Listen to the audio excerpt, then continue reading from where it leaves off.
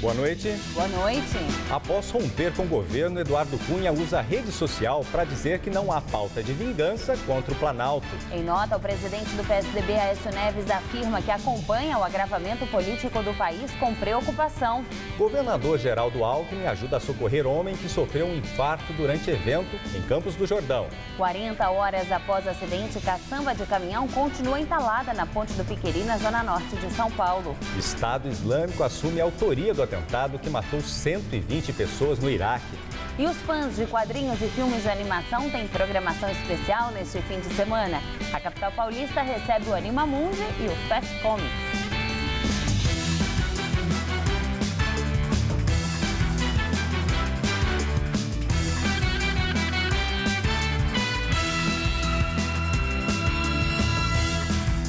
O governador Geraldo Alckmin participava hoje da cerimônia de entrega de um centro de eventos em Campos do Jordão, quando, durante a solenidade, precisou socorrer um idoso que teve um ataque cardíaco. José de Oliveira, conhecido como Zé Macaco, estava sendo homenageado quando passou mal. Ele teve uma parada cardíaca no palco do evento, ao lado do governador. O homem, de 81 anos, foi socorrido por Geraldo Alckmin, que é médico. Após receber os primeiros socorros, o idoso foi encaminhado para o hospital. Segundo a assessoria da Prefeitura de Campos do Jordão, o estado de saúde do paciente é considerado grave. No início da tarde, ele foi encaminhado para o Hospital Regional de Taubaté. Estava ótimo. Em cima ali do tablado, de repente caiu. Caiu, teve uma parada cardíaca. Veio aqui para o hospital, foi feita reanimação durante todo o transcurso da ambulância. Aqui ele já foi entubado, ventilado, adrenalina intracardíaca, enfim, mas é um quadro bastante grave. E mais um dia de transtornos para os motoristas que passaram pela ponte do Piqueri, na Zona Norte. A caçamba de um caminhão entalada na estrutura desde a madrugada de ontem bloqueia a marginal Tietê e provoca congestionamento. Segundo a Prefeitura, a liberação da via só deverá acontecer a partir de segunda-feira. Há quase 40 horas, um caminhão está entalado fechando uma das vias da avenida. O acidente aconteceu por volta das 3 da manhã de sexta-feira. O caminhão passava pela pista central da marginal Tietê, no sentido Ayrton Senna, quando a caçamba entalou e atingiu a ponte. Após estudar os danos causados pelo acidente em uma das vigas aqui da ponte, a Prefeitura optou por uma demolição controlada, dividindo a viga em 3 partes. A primeira delas é essa daqui, que pesa cerca de 20 toneladas. Qualquer outra solução que a gente tentasse aqui, a gente teria aqui um problema no trânsito por semanas, né?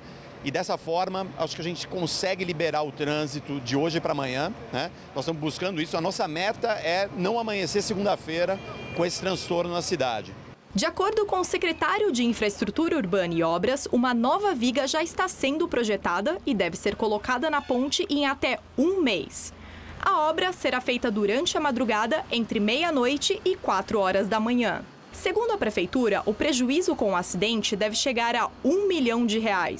O município vai cobrar o dono do caminhão pelos custos de reparação da ponte. E agora, tem um prejuízo que é incalculável, que é o trânsito causado, esse transtorno todo que vocês estão vendo aqui. E a partir de segunda-feira, os motoristas terão que tomar cuidado com a mudança de velocidade nas marginais Pinheiros e Tietê. Nas pistas expressas, a velocidade máxima passa a ser de 70 km por hora para veículos leves e 60 km por hora para veículos pesados. Nas pistas centrais da marginal Tietê, a velocidade máxima para todos os veículos passa a ser de 60 km por hora. E nas pistas locais, os motoristas poderão guiar em até no máximo 50 km por hora. Segundo a CET, as reduções das velocidades máximas permitidas têm por objetivo a melhoria das condições de segurança de todos os usuários. Desde julho de 2011, vem ocorrendo a redução de velocidade em vias da capital. Operação Lava Jato. Rafael Ângulo, braço direito do doleiro Alberto Youssef, disse que fez delivery de até R$200 mil por vez a políticos do Partido Progressista. As entregas teriam sido feitas em apartamentos funcionais em Brasília, estacionamentos e aeroportos. Os depoimentos feitos em delação premiada ajudaram a Polícia Federal a cumprir os mandados de busca e apreensão na casa de políticos na última terça-feira. Ângulo contou que, a partir de 2009, passou a entregar quantias em dinheiro para os ex-deputados do PP, Pedro Correia, Mário Negromonte, João Pisolatti, além do deputado federal Nelson Meurer. Os valores variam entre 50 mil e 200 mil reais. Dos 4 nomes citados, 3 são representados pelo mesmo advogado, Michel Saliba. No caso de João Pisolatti, a defesa afirma que o cliente nega veementemente qualquer entrega de dinheiro em espécie por parte de Rafael Ângulo ou de qualquer pessoa que represente esquema de corrupção. O advogado afirma que Nelson Meurer também nega recebimento de dinheiro. Sobre as acusações envolvendo Pedro Correia, Saliba explica que o cliente recebeu dinheiro de Alberto Youssef porque tinha negócios na área de agropecuária com Janene e depois da morte de Janene, o doleiro teria assumido o negócio. Já o advogado Carlos Fawazzi afirma que Mário Negromonte, ex-ministro das Cidades, nega qualquer envolvimento em esquema de corrupção. Ele afirmou que após as conclusões das análises dos depoimentos de Rafael Ângulo, é que comentará as acusações. Crise política. Hoje, o presidente da Câmara dos Deputados, Eduardo Cunha, utilizou as redes sociais para comentar o rompimento com o governo federal. Por meio de sua conta pessoal no microblog Twitter, Cunha afirmou: "Não existe pauta de vingança e nem pauta provocada pela minha opção pessoal de alinhamento político." Cunha rompeu com o Planalto depois de ser acusado de ter pedido propina a um dos delatores da Lava Jato. O ex-consultor da Toyo Setal, Júlio Camargo, relatou à Justiça Federal do Paraná que o presidente da Câmara lhe pediu propina de 5 milhões de dólares para viabilizar as contratações de navios sonda por parte da Petrobras. O PMDBista acusou o governo federal de estar articulando com o Procurador-Geral da República, Rodrigo Janot, para incriminá-lo no esquema de corrupção que atuava na Petrobras. E o presidente do PSDB, senador Aécio Neves, disse por meio de nota que o partido acompanha com preocupação o agravamento do quadro político do país e que o PSDB continua atento para defender as nossas instituições para que elas cumpram suas funções constitucionais. O comunicado, divulgado nesta manhã, diz ainda que todas as denúncias têm que ser investigadas. E saiba agora quais são os destaques das revistas semanais de informação. A revista Veja traz na capa a repercussão da crise política e a frase: "Tem um bando de aloprados no Planalto", dita pelo presidente da Câmara, Eduardo Cunha, após romper com o governo Dilma. Já na capa da revista Época, "Ninguém está acima da lei", e repercute as investigações contra Fernando Collor e outros congressistas, a suposta propina de 5 milhões de dólares que o presidente da Câmara, Eduardo Cunha, teria pedido e a investigação criminal que o Ministério Público abriu contra o ex-presidente Lula por tráfico de influência. A revista Isto É traz um levantamento sobre as contas eleitorais da presidente Dilma em 2014 e, segundo a publicação, mostra a relação entre as propinas pagas pelos delatores da Lava Jato e as remessas de dinheiro feitas pelo PT a empresas de fachada. Na capa, a frase: "O rastro do dinheiro do Petrolão na campanha de Dilma." Já a Carta Capital destaca uma foto do Papa Francisco com a manchete: "Francisco contra os donos do dinheiro", a respeito de um discurso do Papa no segundo encontro mundial dos movimentos populares. E acompanhe agora as manchetes dos 2 principais jornais de São Paulo. No estado de São Paulo, a manchete: "Lava Jato liga contas secretas à investigação sobre Cunha". Autoridades da Suíça enviaram extratos bancários com movimentação supostamente vinculada a propinas. Na capa da Folha de São Paulo, reduzir a meta fiscal irá agravar arroxo, diz Levi.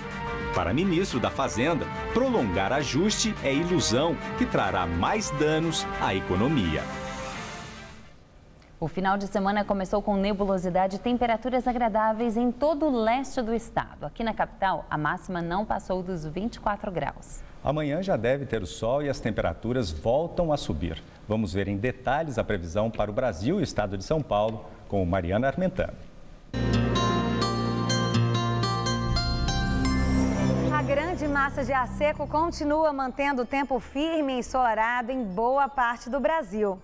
As chuvas vão continuar concentradas na faixa norte do país, no litoral do Nordeste e na região sul, onde a situação volta a preocupar por causa dos riscos de deslizamentos, alagamentos e transbordamentos de rios. Áreas de instabilidade devem voltar a provocar temporais amanhã no Rio Grande do Sul. Ainda faz friozinho nessa madrugada, mínima de 13 graus em Porto Alegre e 14 em Curitiba. À tarde, esquenta mais em relação a hoje, faz 22 graus nas capitais gaúcha e paranaense. Em Salvador vai fazer até 28 graus, em Fortaleza 30 e em Teresina, no Piauí, 34 graus. Aqui em São Paulo, a nebulosidade diminui e volta a esquentar em todo o estado. Faz até 30 graus amanhã em Presidente Bernardes. Na cidade de Bauru e Ribeirão Preto, máxima de 28 graus. E na faixa leste, as temperaturas não devem subir muito, mas esquenta em relação a hoje. Faz até 26 graus em Sorocaba e 27 em Caraguatatuba. Vamos ver como ficam os próximos dias aqui na capital? Nesse domingo, mínima de 13 e como o sol aparece mais à tarde, a máxima vai aos 25 graus. E a semana começa com poucas mudanças. Tanto na segunda quanto na terça-feira, sol entre poucas nuvens e temperaturas na casa dos 25 graus também. Os fãs de quadrinhos e mangás e os admiradores de filmes de animação têm programação especial neste fim de semana. São Paulo recebe 2 festivais temáticos, o Animamundi e o Fest Comics. Não é alucinação, não. Se encontrar um guerreiro por aí na rua é sinal que está no caminho do maior festival de quadrinhos do país. Até amanhã, cerca de 20 mil admiradores e principalmente consumidores devem passar por aqui. Cadê o filho que estava aí? Tá com a minha mulher. Já perdeu espaço? Já perdeu espaço, já tá tão pesado aqui, acho que é mais fácil carregar o bebê do que carregar esse peso todo aqui, né? É que mais de 500 mil livros, gibis, mangás estão à venda com desconto de até 80%. E a fila no caixa parece não ter fim. Gastou quanto para levar mais de 30 mangás? 310. Valeu?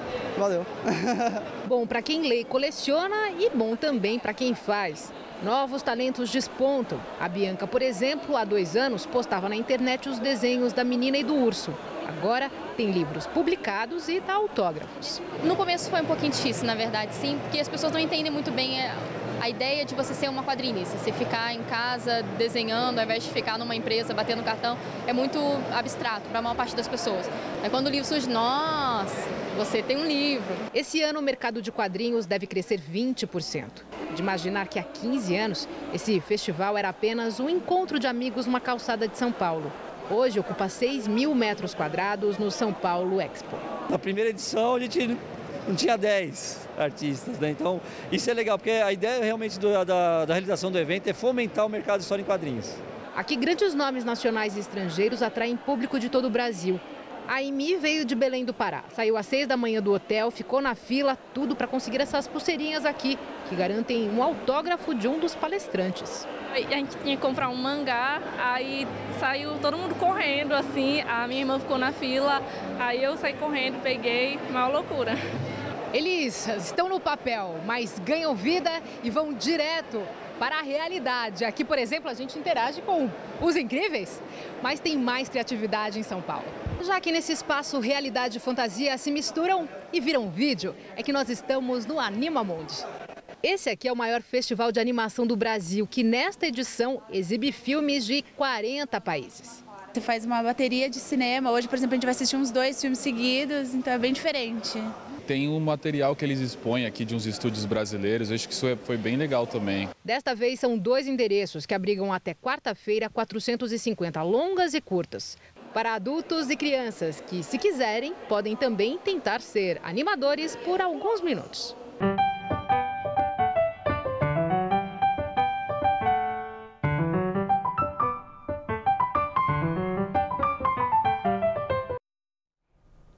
O Fest Comics acontece até amanhã no São Paulo Expo, na Rodovia dos Imigrantes, quilômetro 1,5. Os ingressos custam R$40. E o Animamundi vai até quarta-feira na Cinemateca Brasileira, na Vila Clementino, e no Cine Caixa Belas Artes, na Rua da Consolação. Os ingressos custam R$12. Policiais do Departamento de Narcóticos de São Paulo apreenderam mais de 1,5 toneladas de cocaína em Santa Isabel, no interior do estado. Segundo a Secretaria de Segurança Pública, esta é a maior apreensão da droga este ano no país. A cocaína estava numa mansão que era usada como laboratório de refino. O DENAR, que acompanhava a quadrilha havia 4 meses. A produção no local poderia chegar a 7 toneladas de cocaína por mês. 5 pessoas foram presas, entre elas um dos líderes da facção criminosa PCC.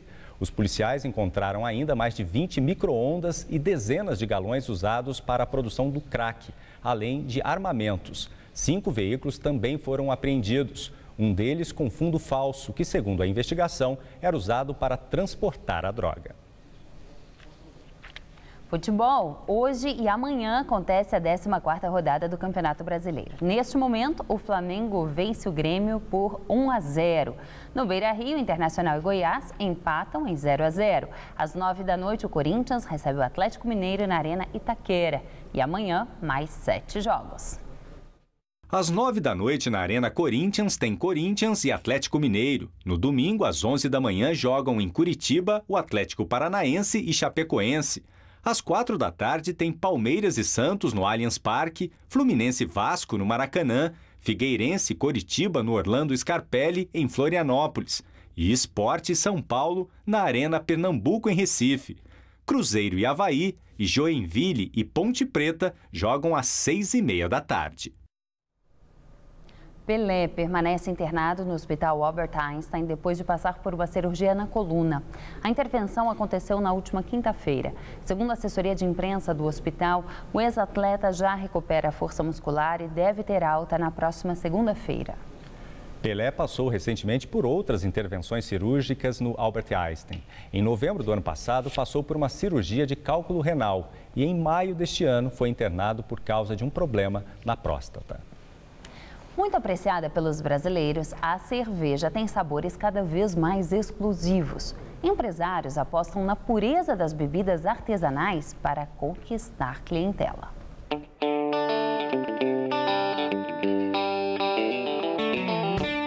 Os 6 tipos de cerveja são os xodós do Frank. Ele largou a carreira em uma empresa de tecnologia para abrir há 1 ano um restaurante especializado em cervejas artesanais. Saí de uma reunião aí já bem estressado e decidido que tinha que ter uma coisa melhor para minha vida. Fez cursos nos Estados Unidos e na Alemanha para aprender as receitas exclusivas e as diferenças com relação às tradicionais. Aroma, sabor, corpo, é um produto totalmente diferente. Não é querendo falar mal das cervejas do mercado tradicional, mas ela é feita com outro público que está procurando realmente ver a cerveja como uma experiência gastronômica. Um dos segredos de uma boa cerveja artesanal está na matéria-prima do produto. Aqui, por exemplo, a gente tem 21 tipos de malte diferentes, todos importados, que são usados aqui no restaurante do Frank para fabricar os 6 estilos de cerveja que tem aqui. Frank, como é que é essa mistura, essa alquimia para a produção de cada tipo de cerveja? Bom, tudo começa com o estilo que você deseja fazer. O primeiro passo é triturar o malte e deixá-lo na água por 1 hora. Depois entra o lúpulo, que vai dar aroma e amargor à bebida. Em seguida, Frank adiciona o fermento e o produto fica em tonéis por uma média de 4 semanas. Aí, a cerveja vai para barris, onde será maturada por mais 2 semanas, até ser finalmente servida para o consumo. Cada uma não tem nada a ver com a outra, são 6 cervejas que eles nos forneceram com sabores completamente diferentes. Adocicadas, outras mais amargas, e você sente isso realmente no paladar. Esta feira do setor aposta em 13 mil visitantes, um crescimento de 25% a 30% em relação à feira passada. Você começa a brincar com essa coisa de perceber qual é o ingrediente, né? A cerveja que levou rapadura, a cerveja que levou coentro, a cerveja que levou cominho, enfim, a cerveja que levou chocolate, né? Que tal uma cerveja belga com pedaços de ouro? Que é colocado aqui um ouro 24 quilates, mas é o ouro comestível, que muitas vezes é usado na culinária árabe. Grandes cervejarias também investem nas bebidas exclusivas. De maltes torrados, ela não é doce, é uma cerveja muito suave, abrasileirada. O Brasil gosta desse tipo de cerveja. O brasileiro hoje está ficando bem mais atento sobre o que é o mercado cervejeiro de verdade e que ele vai muito além daquilo que nós estávamos acostumados. E a seguir, Grécia imposta novos ministros após reforma de gabinete de governo. E polêmica no Reino Unido. Jornal publica vídeo antigo em que Rainha Elizabeth II aparece fazendo saudação nazista. O governo do estado de São Paulo acaba de entregar o trecho leste do Rodoanel, que dá acesso às rodovias Ayrton Senna e Dutra à Baixada Santista, conectando o maior aeroporto ao maior porto do país. Além de reduzir o tempo de viagem e aumentar a segurança para o motorista, esse novo trecho vai tirar mais de 20 mil veículos diários de avenidas, ruas e marginais, melhorando o trânsito e a qualidade de vida de todos. Governo do estado de São Paulo. O trabalho segue em frente. O Festival Taxa Zero Chevrolet foi um sucesso. Se você viajou no feriadão, aqui vai a sua última chance. Só até domingo você compra o seu Chevrolet sem absolutamente nada de juros. Chevrolet Zero com taxa zero. Essa você não pode perder. Não é só isso, não. Onix Seleção com os melhores itens de série, só R$ 39.990 com taxa zero em 36 vezes. Festival Taxa Zero Chevrolet. Aproveite, são as últimas unidades com taxa zero. Quem quer comunicar precisa estar atento ao alcance de sua mensagem, aos canais mais adequados, às mudanças mais repentinas. A comunicação evoluiu. A Faculdade Casper Libero leva você ao próximo nível, a pós-graduação. São 4 cursos que ajudam você a ser protagonista nas grandes transformações. Professores com ampla e reconhecida experiência acadêmica, autonomia para montar a grade curricular e escolher sua carga horária, localização privilegiada e tradição no ensino superior em comunicação. Divida sua carreira entre antes e depois. Faça a pós-graduação na Casper Libero. Inscrições abertas. No Mesa Redonda deste domingo, nosso time de craques entra em campo para debater os lances e as polêmicas do grande clássico da rodada, Palmeiras e Santos. Se você é tão fanático por futebol quanto a gente, fique ligado no Mesa Redonda, neste domingo, 9h30 da noite. Oferecimento Lux Color. Tudo que é muito bom é tão bom quanto pintar com Lux Color. Bautec, super manta líquida impermeabilizante. Rexona com Motion Sense. Nada te protege melhor quando você se movimenta. Perfect Peças Automotivas. Perfeição para encantar.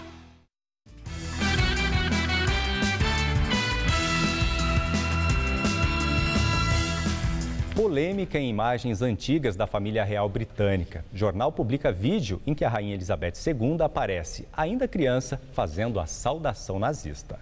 As imagens estão na capa do tabloide britânico The Sun. Um vídeo de 1933 mostra a então princesa Elizabeth aos 7 anos de idade, ao lado da mãe, da irmã mais nova Margaret e do futuro rei Eduardo VIII, seu tio. As imagens foram registradas no castelo de Balmoral, a residência de verão da família real britânica na Escócia. Elas aparecem fazendo cumprimento nazista, ensinadas por Eduardo VIII. Ele tinha simpatia pelo nazismo. Conheceu Hitler em 1937. Na visita à Alemanha, Eduardo também se reuniu com o número 2 do regime nazista, Rudolf Hess. 4 anos depois, em 1941, em meio à Segunda Guerra Mundial, Hess voou sozinho para a Escócia para supostamente negociar um acordo de paz bilateral com a Grã-Bretanha. Os britânicos não aceitaram e o nazista foi preso até ser julgado por crimes de guerra. Eduardo VIII abdicou do trono em 1936 para casar com uma norte-americana.